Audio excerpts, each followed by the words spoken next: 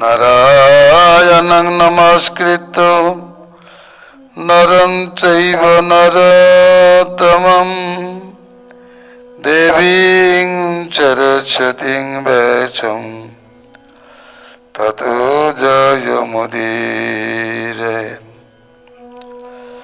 রসরাজ মহাভাব স্বরূপং গৌরবিগ্রহং বিশ্বম্বরং শশীপুত্রং প্রেমার্ণবং ভজামহে। হরে কৃষ্ণ কৃষ্ণ কৃষ্ণ হরে হরে, হরে রাম রাম রাম হরে হরে।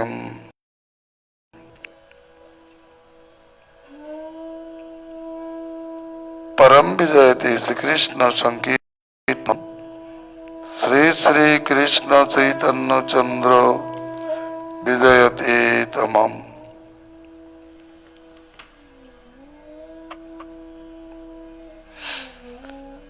श्री गौर भजन रहस्य परिशिष्ट।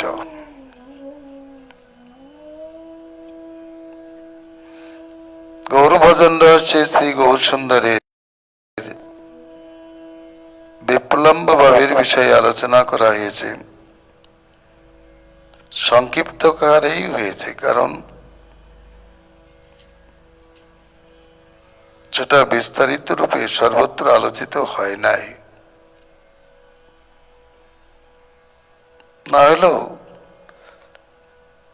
একটু আলো প্রবেশ করলেই যেমন সে আলোটা বিশাল আকৃতির, তা অনুভবের বিষয় হয়। তদ্রূপ কবিরাজ গোস্বামীপাদ বলেছেন, আমি যা বর্ণন করলাম এটা দিগদর্শন মাত্র। এর বিশেষ মহাভাগ্যবান সাধকগণ অনুভব করবেন, ভজন সমাধিতেই প্রাপ্ত হবেন। যেহেতু তিনি রাধা ভাব রস আস্বাদনে তৎপর, আমরা তার ভাবই হচ্ছে মহাভাব। অনুরাগ ভরে কি বলেছেন সেটাও আমরা আলোচনা করেছি। মহাভাব ভাব দশাই যেখানে ক্ষণকল্পত্ব কল্পক্ষণত্ব নিমেষা সহতা আসন্ন জনতা হিত বিলোড়ন তিরস্যাম রদনম, সেগুলি মহাভাব দশা। কুরুক্ষেত্রে কৃষ্ণ দর্শনে রাধাদির মধ্যে মহাভাব দশা উপস্থিত হয়েছিল।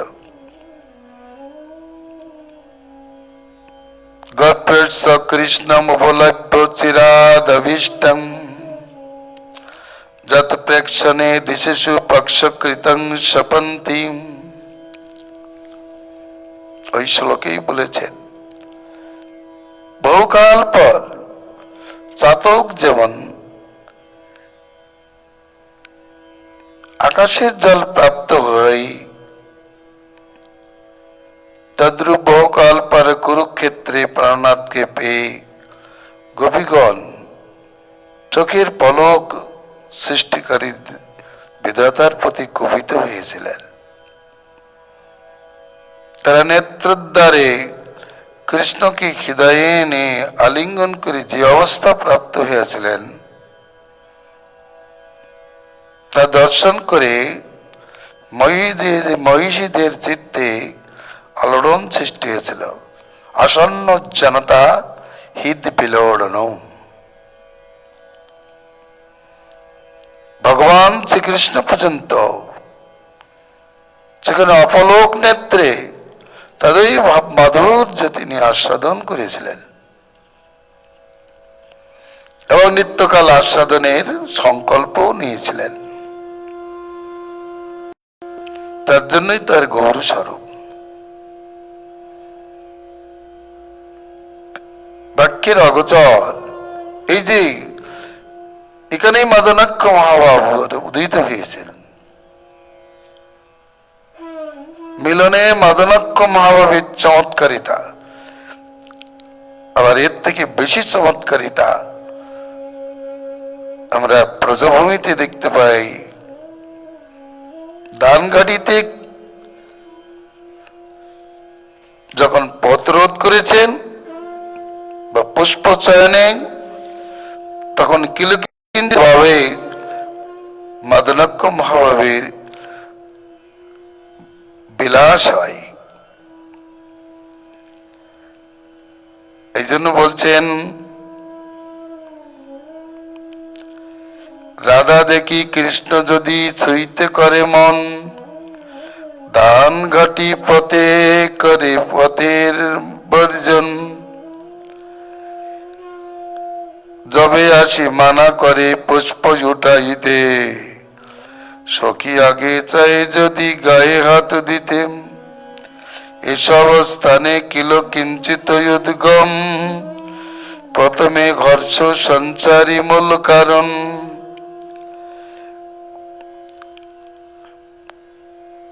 গর্ব অবিলাস রোদন হাস্য অসহা ভয় ক্রোধ, এই সাতটি ভাবে হর্ষ সহজে সংকরীকরণ বা মিশ্রকরণ, তাই কিলকিঞ্চিত ভাব আর সাধ ভাব আছি সহজে মিলাই, অষ্টভাব সম্মিলনে মহাভাব হয়,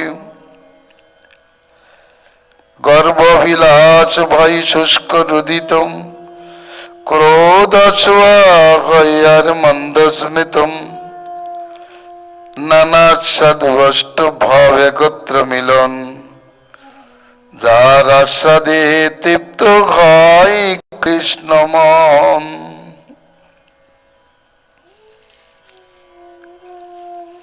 তাহলে এটা কৃষ্ণের পরম আস্বাদ্য বিষয়।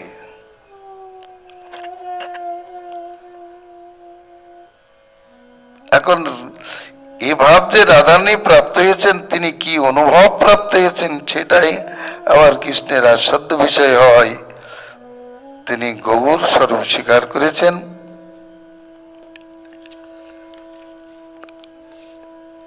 সেটা কেমন বলতেছেন, অন্তস্মেরুতয়োজ্জ্বলা জলকন ব্যাকীর্ণ পক্ষ্মাঙ্কুরম, কিঞ্চিৎ পাটলিতাঞ্চলা রসিকোচ্ছিক্তা পুরো কুঞ্চতি, রসিকতোচ্ছিক্তা পুরো কুঞ্চতি, রুদ্ধায়া পতিমাধবেন মধুর ব্যভুগ্নোত্তারোত্তরম,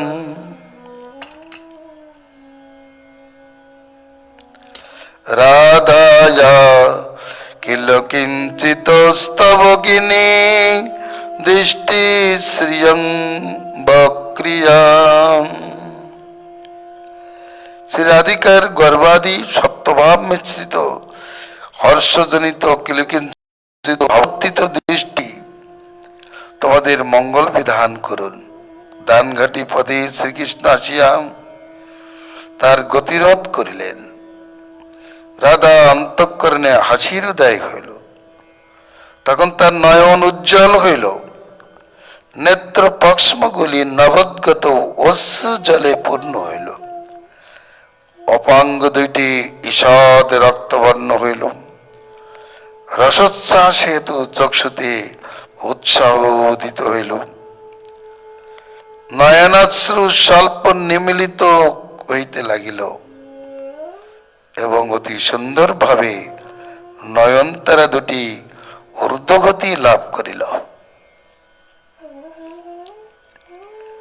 এটা দর্শন করে কৃষ্ণ সঙ্গম থেকেও অধিক আনন্দ তিনি প্রাপ্ত হলেন। তিনি নিত্যকাল সেটাই আস্বাদন করতে চান। যেমন উত্তম বস্তু প্রাপ্ত হলে পেটুক ব্যক্তির মনে হয় প্রত্যেক দিন এটাই আস্বাদন, প্রত্যেক দিন সেটি আস্বাদন করতে চাই।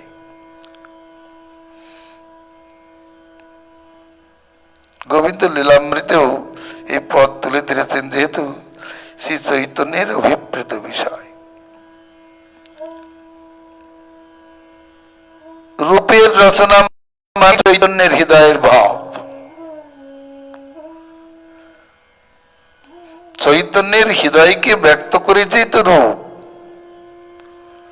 যদি বলেন চৈতন্য কি আস্বাদন করেছেন আর রূপ, হ্যাঁ, রূপের রচনাই চৈতন্যের আস্বাদিত বিষয়। পূর্বে চণ্ডীদাস বিদ্যানিধির পদ যেমন আস্বাদ্য বিষয়, রূপের পদও তার আস্বাদ্য বিষয়। এই জন্য তো তিনি অন্তলীলায় পুনঃ রূপচঙ্গতে রূপের নাটক সামান্যকারে রামানন্দ রায়ের মুখ থেকে আস্বাদন করেছেন।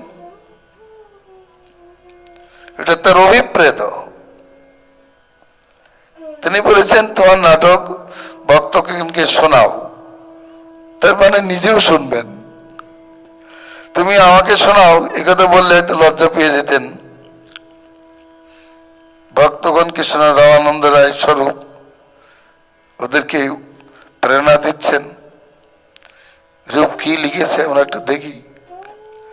মহাপ্রভু বলেন, রূপ এরকম লিখছে, তার মানে তার হৃদয়। এ কথা অতিরিক্ত নয়। যখন তিনি প্রিয় স্বয়ং সহচরী কুরুক্ষেত্রে মিলিত স্ততাংশ রাধা, ওই শ্লোকটা তালপত্রে দেখলেন যে চালে গোজা আছে, ওটা দেখে তিনি পড়ে খুব ভাবে বিহ্বল হয়ে পড়লেন। রূপ এসে প্রণাম করতেই তাকে এক চাপড় মেরে বললেন, তুই আমার অন্তরটা জানলি কি করে রে?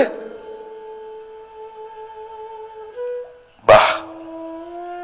স্বরূপকে বলছে, স্বরূপ রূপ আমার অন্তর জানলো কি করে? স্বরূপ বললেন, প্রভু এ দ্বারা তো অনুমান হচ্ছে তুমি তাকে কৃপা করেছ। বলে, হ্যাঁ, প্রয়াগে আমার সঙ্গে মিলিত হয়েছিল। এর মধুর প্রসঙ্গ, এর কাব্যের মধুর প্রসঙ্গ দেখে আমার খুব আনন্দ হয়েছে। আমি এর শক্তি সঞ্চার করেছি, আর তোমার কাছে যা আছে সব একে দিয়ে যাও। আমার কাছে, রামানন্দের কাছে যা আছে সব একে দিয়ে দাও। এ যেন শুদ্ধ রূপে ওদের রস বর্ণন করে। তার মানে আমার অভিপ্রেত যে রস, আমার রূপের নাটক তিনি আস্বাদন করছেন। আর কি হবে? রূপের কবিত্বই তিনি আস্বাদন করেছেন, এটাও মিথ্যা নয়। তাহলে সেখানে সেই রাধা তার যে অভিষ্ট ভাব, চতুর্বিধ ভক্ত রস আস্বাদন করা তো দূরে থাক, রূপের নাটকে কেবল তো মাধুর্যের ভাব, তাতে আছে বিলাস। তাহলে এই যে মাদনাক্ষ মহাভাব হলো মিলনে, আর বিয়োগে মোহনাক্ষ মহাভাবে বিলাস তো আলোচনা করা হয়েছে। মাদনাক্ষ মিলনে তার সঙ্গম থেকে অতি আনন্দপ্রদ হচ্ছে তার এই বিলাস। অতএব শ্রী গৌর সুন্দর ওই ভাবরস আস্বাদনী বিভোগ, এই যে মিলন, এই মিলনে দুইজনের মধ্যে মহাভাবের উদয় হয়। একথা রূপ গোস্বামী পাদ উজ্জ্বল নীলমণিতে বলেছেন। অতএব শ্রী চৈতন্যের চরিত্র আলোচনা করতে গেলে উজ্জ্বল নীলমণির আলোকে আলোচনা করা উচিত, তা না হলে তার রসের প্রকার জানা যাবে না। উজ্জ্বল নীলমণির যে সিদ্ধান্ত সূত্র, উজ্জ্বল নীলমণির আলোকে যদি চৈতন্য চরিত্র আলোচিত হয় তবে হয় প্রকৃত আলোচনা। যারা উজ্জ্বল নীলমণিতে অজ্ঞ, তারা চৈতন্য চরিত্র বর্ণন করতে পারবে না। আসল তার মানে তার যে অভীষ্ট ভাব, সেটি আলোচনা করতে পারবে না। তাদের এই মহাভাব দশা কেমন উজ্জ্বল নীলমণিতে বর্ণিত আছে। কেমন যে কৃষ্ণের মহাভাব নেই, তা রাধা কৃষ্ণের থেকেই যদি রাধার প্রকাশ হয়, আর রাধাতেই যদি মহাভাব থাকে, তাহলেও কৃষ্ণেতেও মহাভাব থাকেন, কিন্তু সেটা কেমন ভাবে থাকেন বিষয়ে সেটা গুপ্ত ভাবে থাকে, অব্যক্ত ভাবে থাকে, আবার কখনো ব্যক্ত হয়। কখন ব্যক্ত হয়? যখন দুইজন একত্রিত হয়। আস্বাদন তো শুধুমাত্র রাধারানী করে না, রাধারানীর বাপ কৃষ্ণ যেমন আস্বাদন করেন, সেই সময় রাধারানীও কৃষ্ণের মাধুর্য ভাব আস্বাদন করতে থাকেন।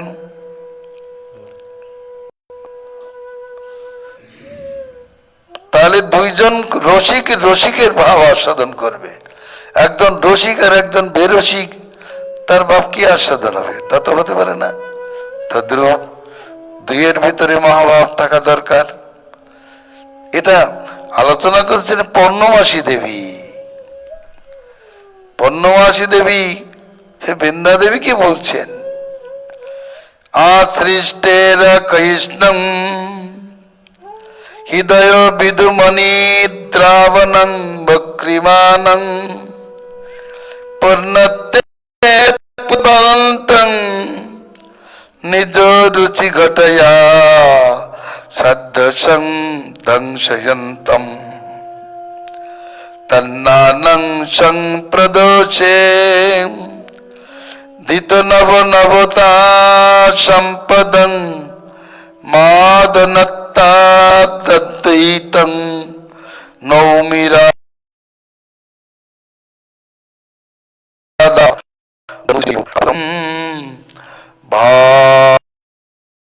ভান্দ্রম। কি বলছেন?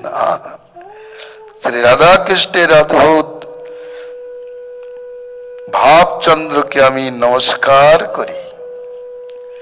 ওই ভাবচন্দ্র উৎপত্তি কাল হইতেই অবিনাশী। এই জগতে চন্দ্র তো বিনাশী আছে, কিন্তু উৎপত্তি কাল থেকেই ভাবচন্দ্র অবিনাশী। হৃদয় রূপ চন্দ্রনন্দ মণিকে দ্রবিত করে। রাধার মহাভাব চন্দ্র, কৃষ্ণের চিত্ত চন্দ্রকান্ত মণিকে দ্রবিত করে। আবার কৃষ্ণের মহাভাব চন্দ্র, রাধার চিত্ত চন্দ্রকান্ত মণিকে দ্রবিত করে। অপূর্ণ হইয়া বক্র স্বভাববশত কুটিল, যেহেতু প্রেমের চন্দ্র, তো ভাবচন্দ্র মানেই প্রেমচন্দ্র। অসাধারণ উৎকণ্ঠা অতিশয়ে ভয় সম্ভ্রম গৌরবাদিকে ধ্বংস করে। ওই ভাব যখন উদিত হয়, তখন উৎকণ্ঠা আতিশয্য হেতু ভয় সম্ভ্রম গৌরবাদি সব ধ্বংস করে। ইয়াতে রাধার প্রতি শ্রীকৃষ্ণের অপ্রিয় আচরণ এবং কৃষ্ণের প্রতি রাধার মানজনিত ক্রোধে যে দুর্বচনাদি প্রয়োগরূপ প্রকৃষ্ট দোষ ঘটিলেও আনন্দই বিস্তার করে। রাধার প্রতি কৃষ্ণের অপ্রিয় আচরণ, আবার কৃষ্ণের প্রতি রাধার অপ্রিয় আচরণ, যে দোষাচরণ, এটা ঘটিলেও আনন্দই বিস্তার করে। আবার ইয়া প্রতিক্ষণেই মদকারিতা কিন্তু নবনবয়মান হইয়া মা সম্পত্তি ধারণ করে। এই ভাবচন্দ্র সদাই পূর্ণ বলিয়া একই রূপ রহস্যই অধ্যায় জ্ঞান তত্ত্ব অচিন্ত লক্ষণান্বিত মহাভাব তাতেই পূর্ণ রূপেই বিদ্যমান হইয়াও বিলাস তত্ত্বে রাধা স্বরূপেই সক্রিয়। অতএব রসের আশ্রয় বিষয় ব্যাপারে কখনো কৃষ্ণে ইহার প্রকাশ হয়, কিন্তু উহা সর্বদাই রাধাতেই বিলাসপরায়ণ। নায়ক অপেক্ষা নায়িকাতে রসোল্লাসের আধিক্য খেত, কৃষ্ণ অপেক্ষা রাধাতে মহাপাপীর বিলাস বাহুল্য পরিদৃষ্ট হয়। কোটি সমুদ্রবৎ গাম্ভীর্য মাদনাদি মহাভাবের অনুভবাদি অস্ফুট। এই জন্য অল্প প্রজ্ঞগণ এ রহস্য না জানিয়া সিদ্ধান্ত করেন যে কৃষ্ণে মহাভাব নাই। রসাচার্য ছিল রূপ গোস্বামীপাদ বলিয়াছেন যে প্রেমের বিলাসাদি নায়কেও যথাকালে আত্মপ্রকাশ করে। এটা রূপ গোস্বামীপাদ বলেছেন। যেমন বহু অভিনয় অভিজ্ঞ জন যখন যেভাবে অভিনয় করেন তখন তাতে অন্য ভাবের অভিনয় স্থগিত থাকে। তদ্রূপ কৃষ্ণ যখন রসরাজ বিলাস করেন তখন তাতে মহাভাব অক্রিয় থাকে। আবার কখনো মহাভাব প্রকাশ হয়, কারণ রাধার মধ্যে যে ভাবের প্রদান হচ্ছে সেই মাধুর্য আস্বাদন করতে গেলে তাকেও সেই পর্যায়ের থাকতে হয়। অতএব কৃষ্ণের সে ভাববিলাস থাকে গৌর সুন্দর। এই রসরাজের মহাভাব আর মহাভাবের মহাভাব, এই দুটি রসরাজ স্বরূপের মহাভাব আর মহাভাব স্বরূপের মহাভাব দুটি আস্বাদন করেন, তার পর্যায়ক্রমে আলোচিত হয়। এখানে তিনি অভিনয় না করে কেবল আস্বাদন করেন, স্বরূপাদির মুখে আস্বাদন করেন। অনেক সময় অভিনয় সম্ভব হয় না, এভাবে অভিনয় তো এখানে সম্ভব হয় না। কৃষ্ণ যখন স্ফূর্তি পান, কৃষ্ণের স্ফূর্তিতে রাধারানী যেমন ভাবের উদয় হয়, সাক্ষাৎকারে স্ফূর্তিতে তখন এই ভাবের উদয় হয়। মারসায়ং মদরদ্যতি মণ্ডলং মাধুর্যমেবনু মনোনয়নং মৃতং বেনিবৃজনু মম জীবিত বল্লভনু কৃষ্ণয়মভ্যুদয়তে মমলোচনায়। কৃষ্ণের স্মৃতি যখন এসে তখনই রাধারানী ভাবে বিভোরে পড়েছেন, তখনই বলছেন ইনি কি কামদেব? মারো স্বয়ং ইনি কি স্বয়ং কামদেব? না না না না, এতে মধুরদ্যুতি মন্ডল স্বরূপ না, ইনি কে হবেন? মাধুর্য স্বরূপ, মনোনয়নের মহোৎসব স্বরূপ আমার আমার সেই বেনিবন্ধনকারী শ্রী শ্যাম সুন্দর, আমার জীবিত বল্লভ, এই যে কৃষ্ণ আমার নয়নপথে উদিত হয়ে আছেন। তখনই ভাব, তবে বাধা না পড়লে ভাবের এত উচ্ছ্বাস হবে না। এখানে একটা কথা বলেছেন, ধান গাড়িতে যখনই বাধা দিয়েছে, গমনে যখনই বাধা দিয়েছে, তখনই এ ভাবের উচ্ছ্বাস হয়েছে। নদীর তরঙ্গ, নদীর জল বয়ে যাচ্ছে, কিন্তু সেখানেও বৈচিত্র্য নাই। বাধা পড়লেই দেখা যাবে সেখানে বিশাল তরঙ্গ বৈচিত্র্য উদিত হয়। তেমনি পুষ্প চয়নকালে কৃষ্ণ এসে যখনই বাধা দেয়, তখনই এই মাদনাক্য মহাভাবের বিলাস উদিত হয়। অতএব কৃষ্ণচন্দ্র সে মাধুর্য দূরের থেকে আস্বাদন করেন, আর অনুভবটা প্রাপ্তির জন্য তিনি রাধা ভাব স্বীকার করেন। কারণ উনি বলেছেন রাধা কি অনুভব পায় সেটা আমি জানব। অনুভব পেতে গেলে ওইভাবেই ভাবিত হতে হবে, ওইভাবে ভাব সাজত্ব উপস্থিত হয়, যখন ভাব সাজত্ব উপস্থিত হয় তখন ওটা অনুভব হয়। অর্থাৎ একজন করুণ সুরে কাঁদছেন, তার কাছে উপস্থিত যদি ভাব সাজত্ব হয়, তাহলে যিনি সেখানে যান তার নয়নে অশ্রু, চিত্তে বিলাপের ছায়া সে উপস্থিত হয়। ভাব সাজত্বেই এটা আস্বাদন সম্ভব।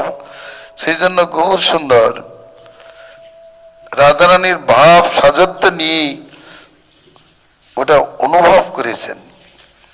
দূরের থেকে একটা আস্বাদন হয়েছে, আমার প্রাণ গোবিন্দ আমার এই ভাব মাধুর্য আস্বাদন করে কি অনুভব পেয়েছেন সেটাও রাধার জ্ঞাতব্য বিষয় হয়।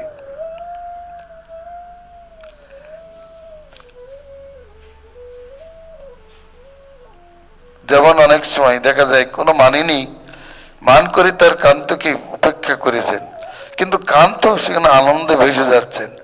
তখন সে চিন্তা করে, আচ্ছা আমার মুখখানা কেমন হয়েছিল, আমি কেমন করেছিলাম, তাকে যে আমি তিরস্কার করলাম কেমন। তার জন্য তিনি আবার ঘরের ভিতরে যে গোপনে আয়নার সামনে সেটা অভিনয় করতে থাকেন। অভিনয় করে ছেড়ে দেখতে থাকে, বলে যে খুব ভালো লাগছে তো আমার প্রাণ গোবিন্দ, এটা দেখি তো আনন্দিত হয়। এটা যদি তার আনন্দের হয়, তাহলে এইটাই আমি বারবার তাকে আস্বাদন করাবো। শ্রীমতী রাধারানী কৃষ্ণের ভাব দর্পণে নিজেকে দেখে সেটাই আস্বাদন করেন, আবার রাধার ভাব দর্পণে কৃষ্ণ সেটা দর্শন করে এটা আস্বাদন করেন। এই জন্য এদের এই আস্বাদন প্রকার শ্রী গৌরের ভজন রহস্য এই প্রকারের। একের ভাব এর বা একবার কৃষ্ণ ভাব মাধুর্য, একবার রাধা ভাব মাধুর্য পর্যায়ক্রম দিতে হচ্ছে।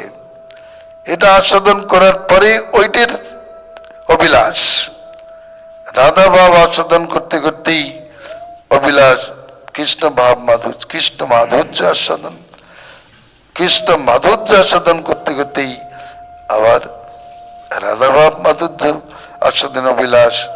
এই পর্যায়ক্রমে তরঙ্গবৎ উদিত হচ্ছে গৌর সুন্দরের চরিত্রে। অতএব মহাভাবে সঙ্গম থেকেও এই যে সম্মুখ দর্শনাদিতে পরমানন্দ প্রাপ্ত হন। এই জন্য গৌর সুন্দরের সঙ্গম ভাবের কথা নাই, এখানে মহাভাবের কথা আছে। মহাভাবে যে সাক্ষাৎ দর্শনাদিতে যে ভাব হয়েছে তা অঙ্গ সঙ্গ থেকে এখানেই বলেছেন। তা অঙ্গ সঙ্গ থেকেও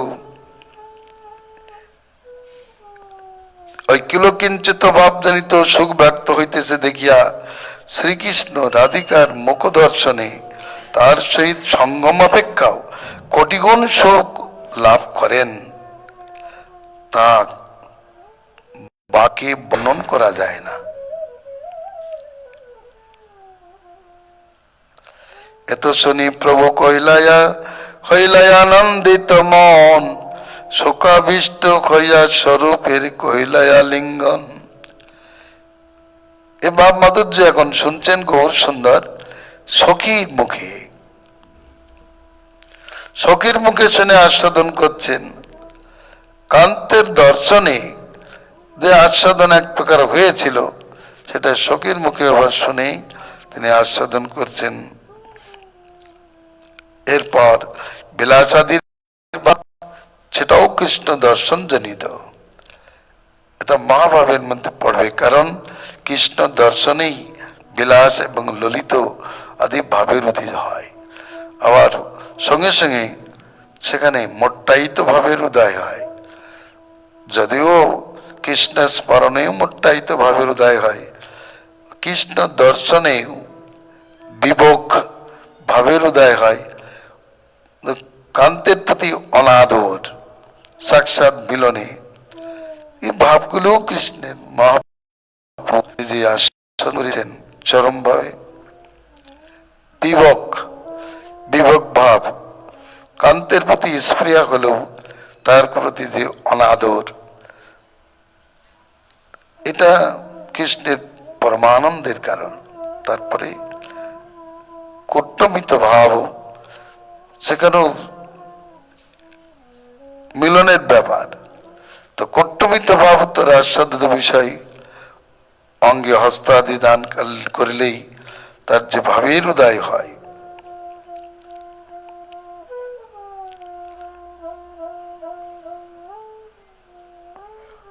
লজ্জা, হর্ষ, বিষাদ, সম্ভ্রম, বাম্য, ভয়, এসবগুলো খুব একসঙ্গে মিলিত হয়ে যে পর্যায় সৃষ্টি হয়, সেগুলি খুব আস্বাদ্য বিষয়। এই জন্য শ্রী গৌর সুন্দর হেরা পঞ্চমীর দিনে সেটা আস্বাদন করেছেন। এটা রাধারই ভাব, আর কিছু না।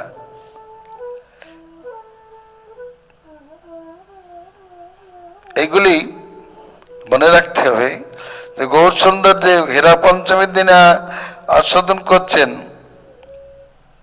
তার মানে নিজস্ব ভাব।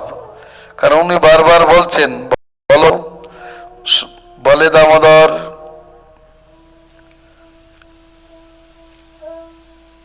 শুনতে বলে আমার খুব ইচ্ছা হচ্ছে, তুমি আমাকে বলো, শোনাও।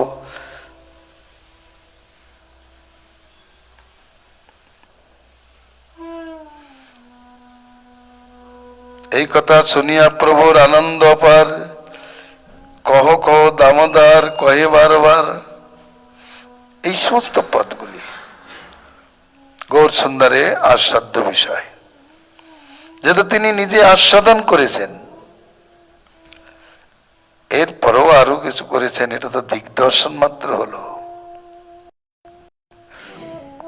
কবিরাজ গোস্বামী ওই প্রসঙ্গে আর বেশি কিছু বলেননি, তবে যতগুলো বলার দরকার ছিল সবই রব খুব সুন্দরভাবে প্রকাশ করেছেন।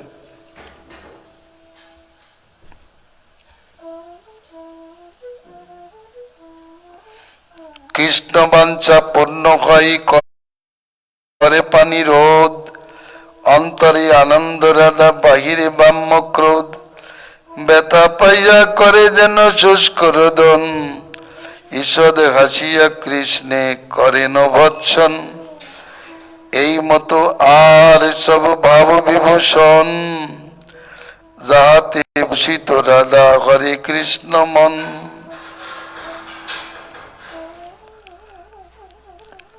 কৃষ্ণের সুখের কারণ, রাধার এই ভাববিলাস কৃষ্ণের সুখের কারণ, আস্বাদের বস্তু। তার ভগবান কি আস্বাদন করেন বলুন? ভক্তগণ তো ভগবানের ভাব রস আস্বাদন করেন। ভগবান কি আস্বাদন করেন? ভগবানও রাধার ভাব রস ওই আস্বাদন করেন। যদিও তিনি ভক্তবৎসল, অন্যান্য রসেও তিনি বিলাস করেন, কিন্তু তার আস্বাদ্য বিষয়টা সবচেয়ে বড় বিষয়। লোককে তিনি আস্বাদন দেন, অন্যান্য রসে তিনি নিজের সংগাতি দিয়ে আস্বাদন দেন, আর এখানে রাধার ভাবরস তিনি নিজে আস্বাদন করেন, যেহেতু তার এটা অভিপ্রেত। দেখুন, দেখা যায় অপূর্ব সুন্দরী স্ত্রীর সঙ্গে বিহার যখন কোনো ব্যক্তির অভিপ্রেত, খুব আনন্দের বিষয়। কিন্তু কখনো কখনো তিনি ভাই বোন পিতামাতাকেও আনন্দিত করেন স্বভাবে। তেমনি শ্রী গৌর সুন্দর এ দাস দাসী দাসগণকে, সখাগণ যথার সময় কিছু আনন্দিত করেছেন, কিন্তু তার নিজে অভিপ্রেত রূপে অভিপ্রেত বিষয় তিনি আস্বাদন করেছেন। সেটাই রাধা ভাব রস তার আস্বাদ্য বিষয়। জয় গোবিন্দ। ভগবান প্রসন্ন হন শ্রী গৌর সুন্দরের ভাব বিলাস চন্দ্র আমাদের চিত্তকে আলোকিত করুক, আমাদের চিত্তকে স্নিগ্ধ করুন, তাতে আমরা ধন্য হব। অতএব মহাভাবের উপর নেই, মহাভাবী মাদনাক্ষ মহাভাবীর বিষয়ে আজ আলোচনা হলো। কোথায় কোথায় ভাবের উদয় হচ্ছে, তাতে রাধা কৃষ্ণের মাধুর্য উভয়ের দর্শনে যে ভাবের আস্বাদন হচ্ছে সেটা তুলনাতীত। কৃষ্ণ দর্শনে রাধার ভাবোদয় হয়, রাধা দর্শনে কৃষ্ণের ভাবোদয় হয়। কৃষ্ণের যদি অত ভাবোদয় না হয় তাহলে রাধার ভাবোল্লাস বর্ধিত হয় না। যেমন এদিক থেকে তরঙ্গ যাচ্ছে, ওদিক থেকে একটা তরঙ্গ এসে যদি ধাক্কা না দেয় তাহলে উচ্ছ্বাস হবে না। সেই জন্য এই কৃষ্ণের ভাব তরঙ্গ আর রাধার ভাব তরঙ্গ, ওই দুটো যখন একসঙ্গে ধাক্কা খায় তখন একটা বিরাট বৈচিত্র্য সৃষ্টি হয়। সেটাও আবার আস্বাদ্য বিষয়। সেটাও তারা আস্বাদন করে কারা? ওই রাধা এবং কৃষ্ণ। তাদের ভাবের উচ্ছ্বাস সেটা দুইজনে আস্বাদন করে, আবার তটস্থ রূপে সখীগণও আস্বাদন করেন। তার জন্য উভয়ের মধ্যে থাকবে। ধাক্কা দিল, একজন চুপ করে থাকলো, একজনের থেকে ভাব তরঙ্গ এসে ডুবিয়ে ডুবিয়ে দিলে তো ভালো হলো না, ডুবিয়ে দিলে কোনো বৈচিত্র্য পাইল না। কিন্তু ওদিক থেকে এসে আবার তাকে ধাক্কা দিল, এদের যে এখানে ভাব সাফল্য হলো, একে অপরের সঙ্গে যে ভাবের উল্লাস একটা চরম পর্যায়ে উপস্থিত হলো, যেটা তাদের দুইজনেরও আস্বাদ্য, আবার মধ্যস্থ সখীদেরও আত্মাস্ত। তটস্থ যারা তটে যারা থাকে, তটস্থ সখীগণ, তারা পর্যন্ত ওটা আস্বাদন করে পরম তৃপ্ত হয়ে থাকেন। জয় গোবিন্দ। হরে কৃষ্ণ হরে কৃষ্ণ কৃষ্ণ কৃষ্ণ হরে হরে, হরে রাম রাম রাম রাম হরে হরে।